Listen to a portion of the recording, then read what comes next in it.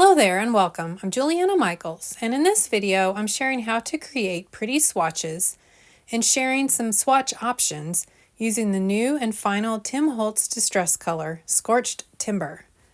Scorched Timber is the brown we didn't know we needed, and I'm definitely in love with it. And while making the pretty swatches, I was inspired to create a card. And since I have some birthdays to celebrate this month, I went with a birthday theme. If you're interested in the supplies I've used to create my swatches or the card I share in this video, you can find links to them in the description box below. When you shop through those links, you support me, and I really appreciate that. To find the links, just click on the word "more" in the text below my video to open up the text box, and you'll find all of my links, including how to sign up for my newsletter and so much more. And if you'd like to see the swatches and the card in more detail, you can find the link to my blog post below as well. Now let's get on with the making.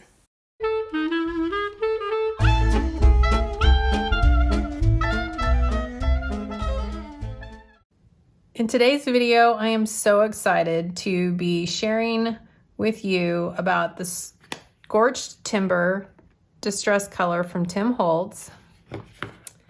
This is the last and final color that Tim is adding to the Distress Color palette, and I couldn't be more delighted that it's another brown. I love browns, and they just add they just always add a little something to a project, especially if you like a little touch of grunge or distress. And this color, in my opinion, does not disappoint and is a perfect addition to the Distress Color palette.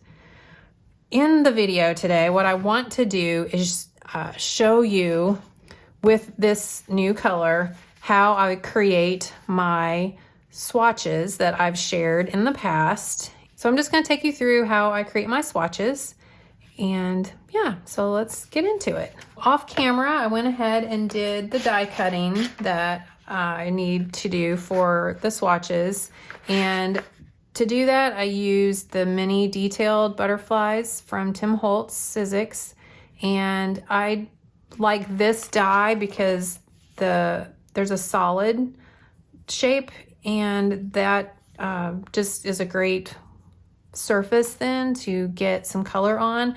I happen to just love butterflies, but you could certainly use any shape that you like.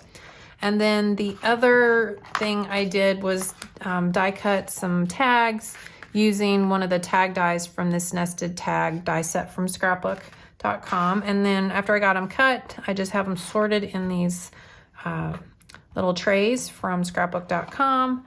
And that makes it just kind of easy to have them here on my workspace. And I can just grab one and move on to the next as I'm ready. The other thing I use for my swatches is the Field Notes stamp set, and I use this little guy here. And then I also use the Floral Outline stamp set from Tim Holtz. And again, for either of these, you could certainly swap out and use different stamps. I just wanted to add a little something to the swatches just for a little bit of interest, and just kind of make the swatches pretty instead of just the color. So, that's why I picked the floral outline shape, because it's got a lot of open areas and, doesn't detract too much from the color that I'm swatching. And then this was just added as a little decorative piece that you obviously could certainly skip that part as well. For my swatches, I only swatch the Distress ink and the Distress Oxide ink pads. And you certainly could do this same technique with the sprays if you like. I just prefer to do it with these in ways that I kind of tend to use the product. And the other thing you're going to need for the stamping is archival ink. I use frayed burlap. You could certainly use any other color you like. I'm a little concerned that this might be a little too light for Scorched Timber, but we're going to give it a try and see how it does. And then you'll also need a distress sprayer, because we're going to do a little bit of ink smooshing. And then last but not least, you'll just need some kind of a blending tool. All right, so to get started, I'm just gonna grab one of the butterflies and one of the tags, and I'm going to do the stamping first. And just kind of situate a tag here in the middle of my stamping platform. And I have a little piece of like repositionable adhesive. I always keep a little bit there. And then, you know, I can easily put this tag in the same spot every time. And then stamp the image in the same spot every time. So to keep these all kind of lined up and the same, what I'm going to do is just place one of my past swatches here into my stamping platform, and then I'm just going to lay the stamp and kind of line up close-ish to where I you know, had stamped before. And then I can close the lid, pick up the stamp, and then when I go to stamp, everything's right where I want it to be, and I don't have to reline anything up. And so then just, you know, add the ink here.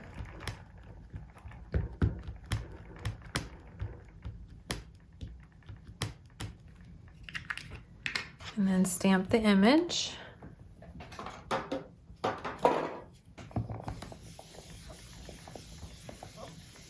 And I'm just rubbing over this with the Stampendable stamping tool just to give it some nice even pressure. And I think I'm going to re-ink this just one more time.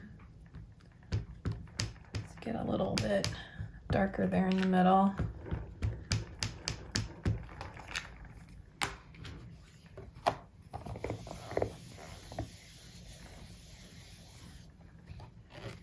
There we go. Okay. And then what I would do for all of the swatches from here then is I would just go ahead and stamp all of my tags with the floral outline stamp. And then once I had all that done, then I would switch over and do this same process with these other stamps to add that little bit of a detail here in the bottom. So I think I just sitting here, I was looking at my swatches and I realized that I actually used different little image, like different stamps on the bottom of this one. I used that stamp set, or that stamp, and this one I used that one. So those are from, and those are from the Eccentric stamp set. So again, feel free to go through your stash and choose a different stamp if you'd like. And in fact, I think that's what I'm going to do for these. I think I'm going to pick a different one than the one I had originally showed you. I think I'm going to use this one, Name of Remitter. And I just want to make sure as well that I have it low enough down here that it's not going to get in the way of the label here. And what I did here is I just used a typewriter font and my computer and printed out the names of all the different colors, and then just onto, you know, white printer paper, and then cut it out and adhered it to the tag once everything was finished. For those of you who are interested, you can download my swatch labels for free. In the description box below my video, click on More, and then look for free swatch labels. Once you click on that, you'll be able to download a PDF that you can then print and cut out. So let's add that little bit there.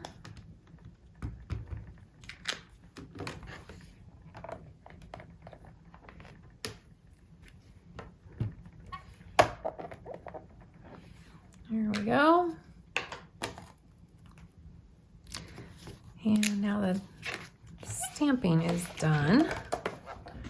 Going to move on to the inking. And for the background on my tags, I did the Distress ink and the ink smishing technique. And so for that, I'm just gonna smush the ink pad onto my craft mat, Add a little spritzaroo of water, and then we're just gonna smush into the ink. And I'm not going for like full coverage of the tag. I like a little bit of white space. I just think that adds a little bit of interest. And then I'm going to dry this with my heat tool. And then once that's dry, then that is the new Scorched Timber. And I have to say, I absolutely love it. It is just a beautiful dark brown that I always thought ground espresso was really dark, but when you see it next to this one, you'll realize that it's not.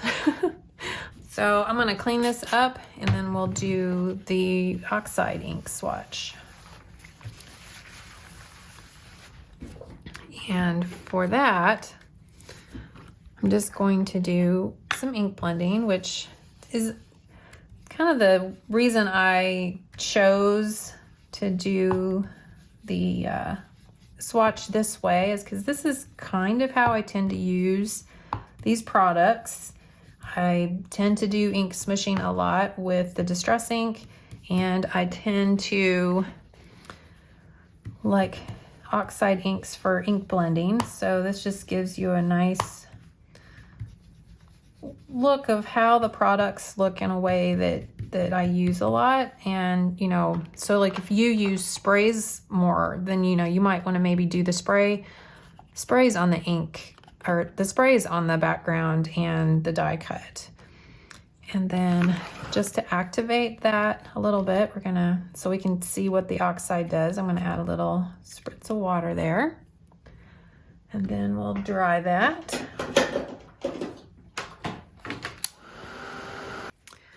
So then once that's dry, you can just adhere the butterfly and the color, and then punch a hole, and your swatch is complete. In the past, I've also done some other variations of this. So I did some tags where it was only Distress ink on the tag, and then I did Distress ink on the die cut, and then I did a separate tag with the Oxide ink so that I inked the edges with the Oxide ink, because that's something I do sometimes, and then ink the die cut with the Oxide ink and add the water. So just a couple of options of ways that you can do your swatches. I'm kind of tending, as the colors have come out, and I've kind of tended to lean towards this option where it's the Distress ink on the background and the Oxide ink on the die cut. And because I was realizing I was going to have double of all the swatches, and I don't really need that. So I've decided to go with this being, the Distress ink background and the Oxide on the die cut. So hopefully that gives you some ideas on how to create your own pretty swatches. Here is a look at all of the swatches that I made with the brown family, and I just thought I'd kind of lay them all out here so you could see how the Scorched Timber kind of fits in with the rest of the browns. And it is definitely, like, I didn't realize it was missing until I saw it with the other colors, and then I was like, holy cow, I love it. I definitely see myself using that color quite a lot in the future.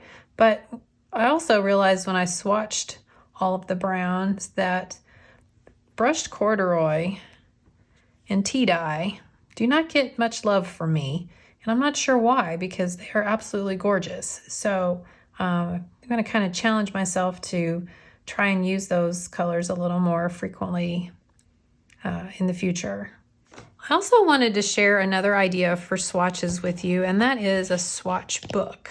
And this is just a 6x8 album from scrapbook.com, and they have page inserts for this that are just little 2x2 squares, and I have used them to create swatch book. And so I've got, you know, my Distress inks in here swatched, and then I also have my Oxide ink swatched as well. And you can kind of see the new colors have been added in, and the swatch collection is complete here. And, you know, obviously I use this for all of my ink swatches, my alcohol inks, archival inks, etc. And this is, again, like I said, just another option. I have continued to add to this, but I don't necessarily find that I use this as much as I do the tags. I kind of feel like when I have the tags, it's a little easier to flip through and, let's say, you know, I want to mix and match and see, you know, well, how is salvage patina gonna look with scorched timber? And I can lay them together a little bit easier in this kind of a ring setup than I can with them being in the binder. But again, like, it really just depends on how you kind of work with things. So sometimes it's just nice to have options, and, you know, and then having these that are so pretty to look at, they just kind of make a nice thing to have out in my craft room as well. That's just functional but inspiring. Well, I hope you all enjoyed learning how I create my pretty swatches, and got some ideas for how you can swatch your Distress color collection. And until next time, stay crafty, my friend. So for the card I created, I was greatly inspired by the swatches that I made, specifically these pretty ones. And so I wanted to kind of incorporate this tag idea into my card. And I mentioned also that I kind of forget about tea dye, and so I'm going to use that. Kind of inspired me as well to incorporate this color along with the scorched timber into the card design. And I wanted to switch it up a little bit, so instead of using the detailed butterflies, I decided to incorporate the new Vault scribbly butterflies. So I'm going to be working with this die set and the new Vault Wildflowers die set, and the Crackle embossing folder that came out at Halloween time, I believe. And then, of course, the tag dies from scrapbook.com. So before I ever even made the card, I started playing around with some background ideas. I knew I wanted to use that Crackle embossing folder, but I couldn't quite figure out what kind of a technique I wanted to do. So I came up with a few different concepts and ended up, I'm going to go with this one. But this one uses embossing glaze. This one is the Distress ink, and this one is Distress Oxide ink. And for each one of them, the base is exactly the same. So I'm going to show you that, and then I'll kind of explain the other techniques that I used and didn't use. To get started for this technique, I've got a piece of Distress watercolor paper. I'm going to be working on the smooth side. I've got that Crackle embossing folder, and then some black soot archival ink. And I'm also going to use my Distress sprayer as well. So first thing I'm going to do is take the archival ink and just rub it over the surface of the embossing folder. I'm not trying to smash it down too much, just kind of tapping it across the top so that it gets into the onto the raised areas of the design. And then just to kind of help with the paper so that it gets a better impression, I'm going to spray the back of this with some water off camera here. So just a few spritzes. And then I'm going to place the paper into my embossing folder with the smooth side up here. And then I'm just going to close it down so the ink is going to come down on top of it here. And then I'm just going to place that at a little bit of an angle and then run it through my die cutting machine. And so that is the result that you get. And then to clean off the embossing folder, you can just use rubbing alcohol, but we're gonna reuse this again, so don't clean it just yet. Just kind of set it off to the side here for now. Here are those 3 different backgrounds that I showed earlier, and this one is this same technique, but just Distress Oxide applied to it. This is the same technique with Distress ink smushing, and then this is the same technique with embossing glaze. So I rubbed embossing ink over the surface of this paper and then applied the embossing powder with the Scorched Timber embossing glaze, and then heat set it with my heat tool. So like I said, this is the one I did for this card, and I'm going to show you how to do that up next. I'm just going to be using the Distress Oxide ink in a blending brush. Any kind of blending tool will work. And then I'm just going to ink over the surface here with the Oxide ink.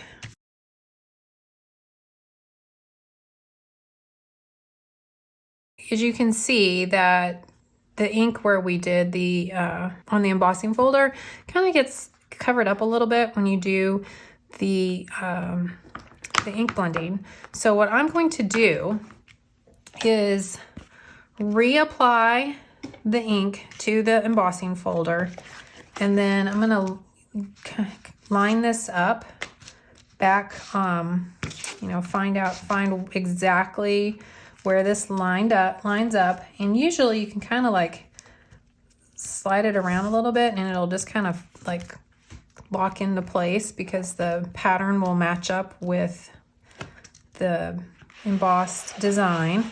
And then I'm just gonna rub back over this again.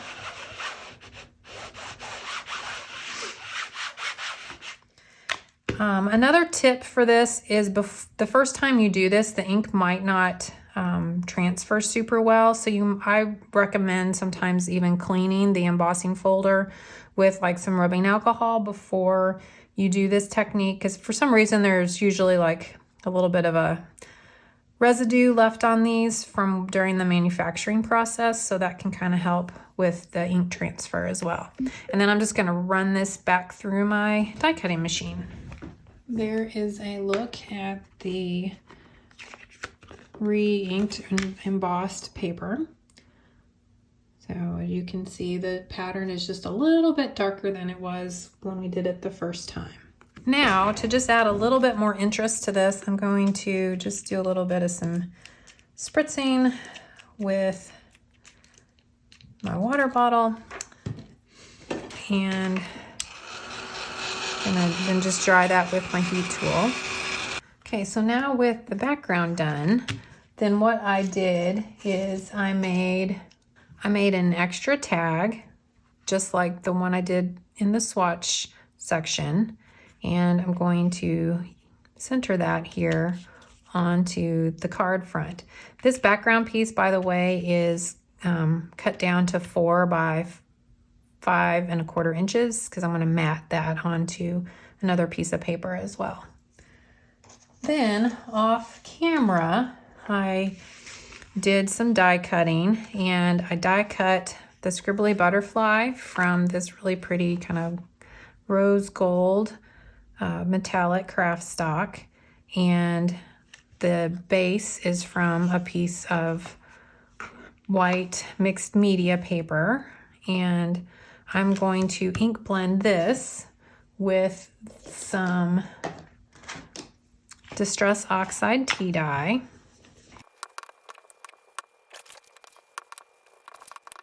And I'm just using this little scrap piece of paper to hold the paper so that I don't get fingerprints in it, because the ink is still a little bit wet right after you apply it. And if you put your finger in it while it's still wet and then you're holding it, it tends to kind of lighten it a little bit in that area. So using a little scrap piece of paper can kind of help with that.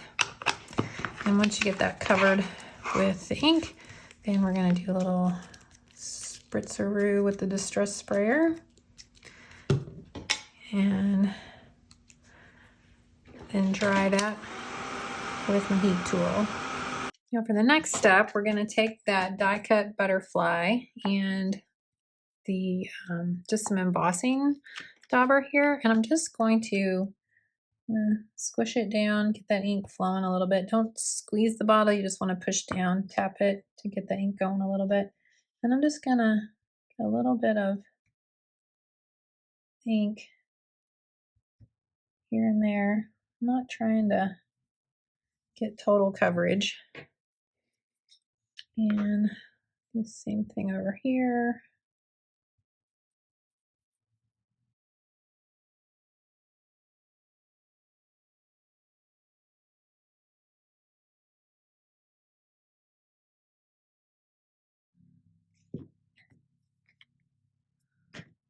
This is just a piece of printer paper. Yeah, I'm just going to pour some of the embossing powder.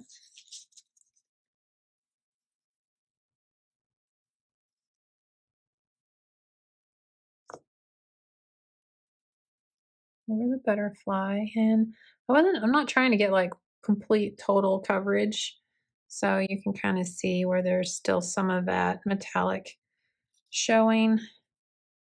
You know, if you want a little bit more, you can always just kind of tap off some of that powder, and then you're going to turn on your heat tool and heat emboss this.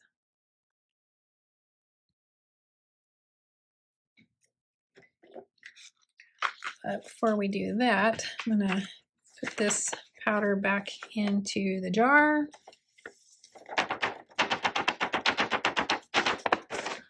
And get it out of the way so that I don't accidentally spill it all over my desk.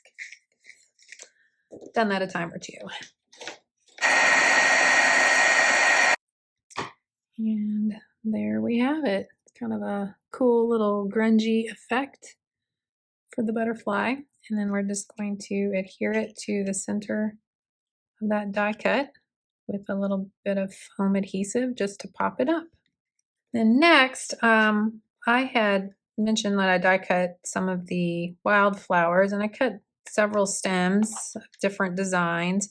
And as you notice, I didn't cut the whole long stem because I knew I was going to be tucking these behind the butterfly and trimming off most of that long stem. So that's why they kind of look like they're in pieces here. And now we're going to do a little bit of just some ink smooshing to color these different pieces. So for this one, I'm going to do some ink smooshing with salvaged patina and just smush the ink pad onto my craft mat here. Spritz it with some water and then just smush these into the ink.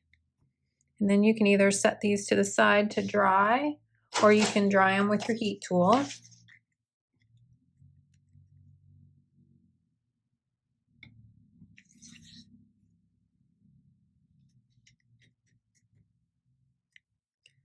And the salvage patina is such a light color that I'm going to dry these and then ink smush them just to get it a little bit darker. So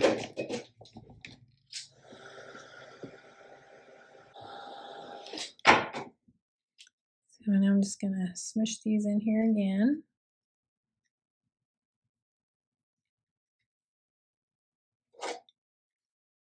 And repeat that whole process, drying. Be able to move on to the next ones. And then for these two pieces, I'm going to do some ink smushing with some old paper.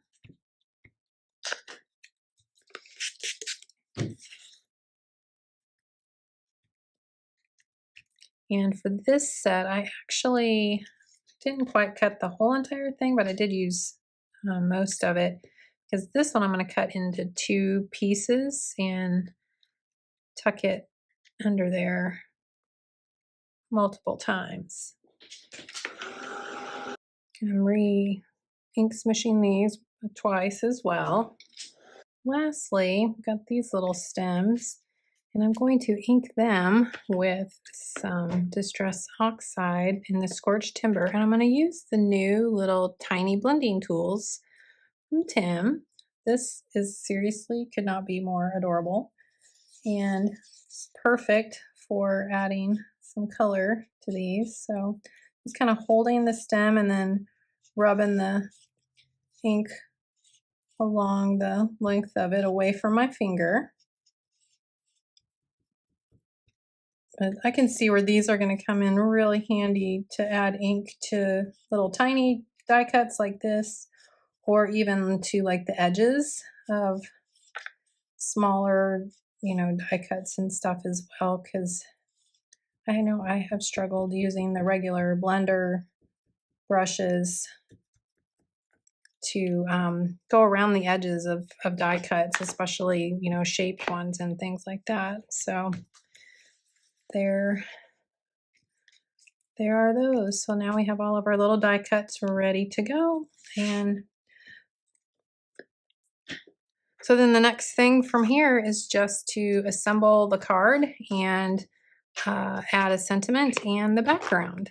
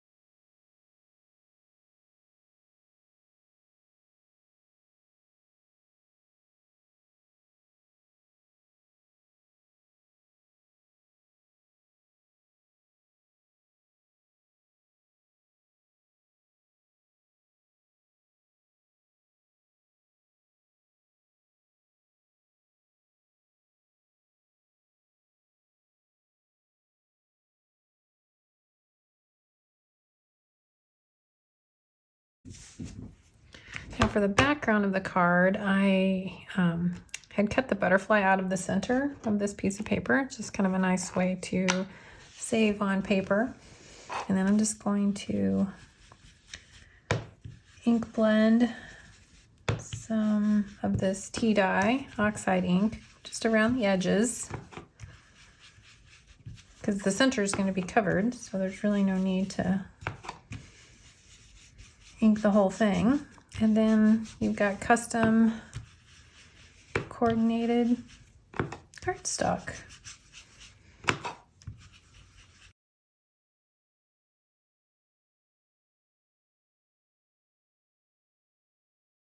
To finish off the card, I decided to make it a birthday card, as you can see, because I have some birthdays coming up here very soon. And I used the scrapbook.com Just a Note stamp and coordinating die set to create the sentiment, and I stamped the sentiment using the Scorched Timber Distress Oxide ink.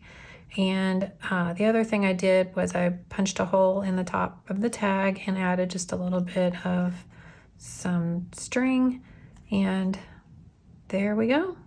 Thanks so much for stopping by today. I hope you enjoyed learning how to make pretty swatches and got some inspiration for doing that, as well as how to create this card using the new Scorched Timber Distress color that has been added to the Tim Holtz Distress collection.